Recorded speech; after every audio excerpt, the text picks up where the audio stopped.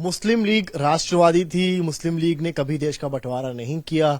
तमाम इस तरह के बयान दिए हैं समाजवादी पार्टी के नेता स्वामी प्रसाद मौर्य ने। बात करने के लिए हमारे साथ मौजूद हैं बीजेपी के वरिष्ठ नेता मोहसिन रजा साहब। बहुत स्वागत है आपका आज तक पर। मोहसिन जी, इन्होंने कहा है स्वामी मौर्य ने कि मुस्लिम लीग राष्ट्रवादी थी, मुस्लिम लीग ने कभी जो है राष्ट्र विरोधी काम नहीं किए और उसको लेकर आज भी बात चलती है। अब ये परिवारवादी लोग यही बोल सकते हैं। अब जिनकी आप बात कर रहे हैं वो खुद परिवारवादी हैं और एक परिवारवादी पार्टी के सदस्य भी हो गए हैं। और जाहिर सी बात है कि ये जिन लोगों ने देश का बंटवारा कराया था उनको क्लीन चिट देने के लिए इनको छोड़ दिया गया है कि आप इनको क्लीन चिट दीजिए। और यही लोग हैं जो अफजल गुरु को क्लीन चिट देना चाहते थे। इनके लिए तो अफजल गुरु भी राष्ट्रवादी था।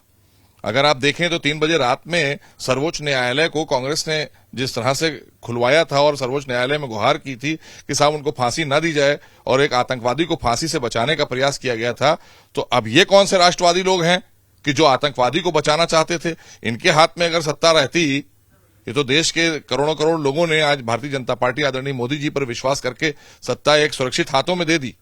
अन्यथा तो ये लोग तो ऐसे लोगों को राष्ट्रवादी बताते कि जो आतंकी मारे जा रहे थे, जो आतंकियों को मारा गया है, जिन्होंने देश के खिलाफ काम किए, देश में हमारे सैकड़ों लोगों को मौत की घाट उतार दिया, ऐसे लोगों को फांसी दी जा रही थी, तो ये उनको राष्ट्रवादी घोषित करने के लिए काम कर रहे थे। तो इसीलिए इनको मुस्लिम लीग भी राष्ट्रवादी नजर आएगी। वो तो कह रहे हैं कि भाई आप वीर सावरकर को पढ़ा रहे हैं, आपको तो कायदे से मुस्लिम लीग के जो राष्ट्र के नेता रहे हैं उस वक्त उनको पढ़ाना चाहिए बच्चों को। मैंने कहा कि वीर सावरकर की अगर वो बात कर रहे हैं तो वीर सावरकर नाम ही उनके अपने योगदान के लिए है, जो उन्होंने बलिदान दिया, जो उन्होंने देश की आजादी में योगदान दिया है। कह रहे हैं कि देश विरोधी हैं। मैंने कहा ये लोग देश विरोधी हैं जो इस तरह की भाषा बोल रहे हैं।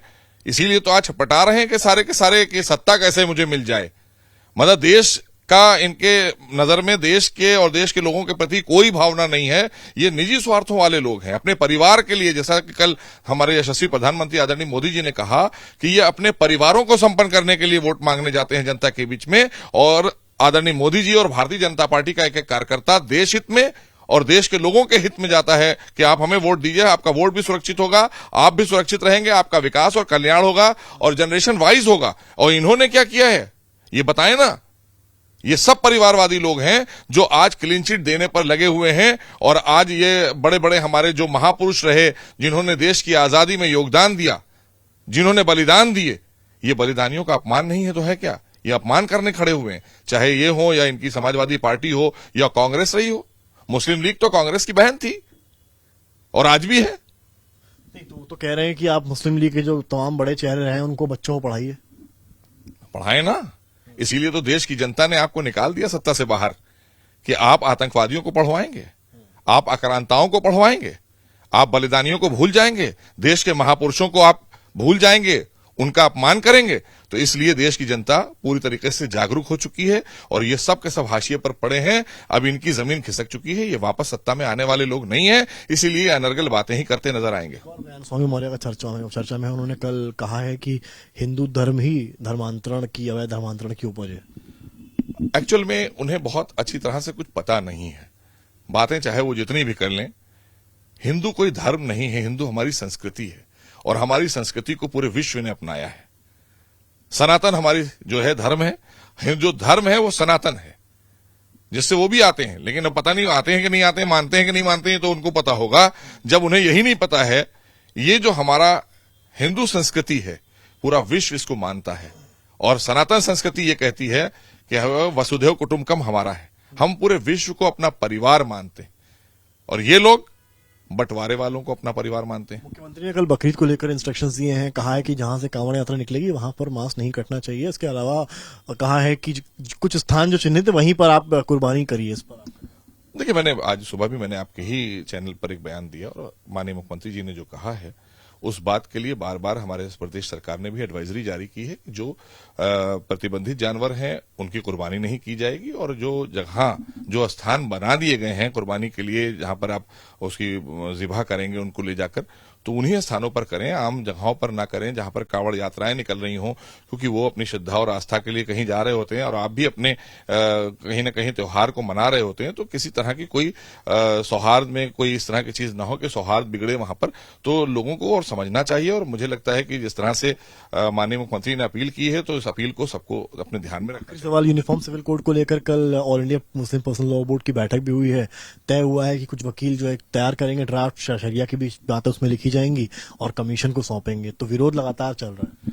देखिए, मैं एक चीज सामर्थ्य आपसे पूछना चाहता हूं और अपने तमाम मुस्लिम समाज के लोगों से पूछना चाहता हूं। देश जब बंटवारा हुआ तो बंटवारे की आवाज किसने उठाई थी? देश का बंटवारा किन लोगों ने मांग की थी कि देश का बंटवारा हो जाना चाहिए?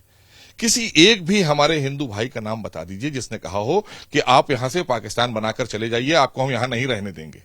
और आज की भी स्वतंत्रता पर हम पूछना चाहते हैं कि क्या सन 47 से आज तक आपके किसी भी मामले में आपकी किसी भी स्वतंत्रता को गला दबाया गया? लेकिन पाकिस्तान के अंदर जो बैठे हुए हमारे अल्पसंख्यक हैं, जो वहां रह गए, नहीं आ पाए यहां, उनकी स्थिति के बारे में कभी चिंता नहीं आपने की? यूसीसी आ रही है जिसमें एक समान सबको अधिकार मिलने जा रहा है, यूनिफॉर्म सिविल कोड में सबको एक समान अधिकार मिलने जा रहा है, लेकिन नहीं, हम एक पर्सनल लॉ भी लाएंगे। तो भाई, आप पर्सनल लॉ लाएंगे, आप पाकिस्तान भी लाएंगे, सब कुछ आप ही लाएंगे। देश हित में भी सोच लिया कीजिए। ये सब निजी स्वार्थों में सोचने वाले लोग हैं, कहीं ना कहीं दूसरी पार्टियों के साथ में खेले जाने वाले लोग हैं और ये ठेकेदारी करते हैं। ये धार्मिक जो कुछ लोग हैं जो बैठे हुए हैं मुस्लिम पर्सनल लॉ बोर्ड बनाकर, ये कोई एक छोटी सी संस्था है जिसमें हार्डली 200-400 लोग होंगे। तो ये करोड़ों मुसलमानों को जो आज मकान मिले हैं, जो उनको सुरक्षा मिली है, जो उनको और तमाम सहूलतें मिली हैं आदरणीय मोदी सरकार में, उस पर भी तो कभी चर्चा कर लिया करें। इतने दिनों में तो कभी मिला नहीं जिनके साथ ये घूमते हैं। बहुत शुक्रिया बात करने के लिए। तो हमारे साथ थे मोहसिन रजा। उन्होंने साफ कहा है कि अपने निजी स्वार्थ से उठकर देश हित के लिए सोचना पड़ेगा, तभी देश का और समाज का कल्याण है। कैमरामैन संजय के साथ समर्थ श्रीवास्तव, लखनऊ, आज तक।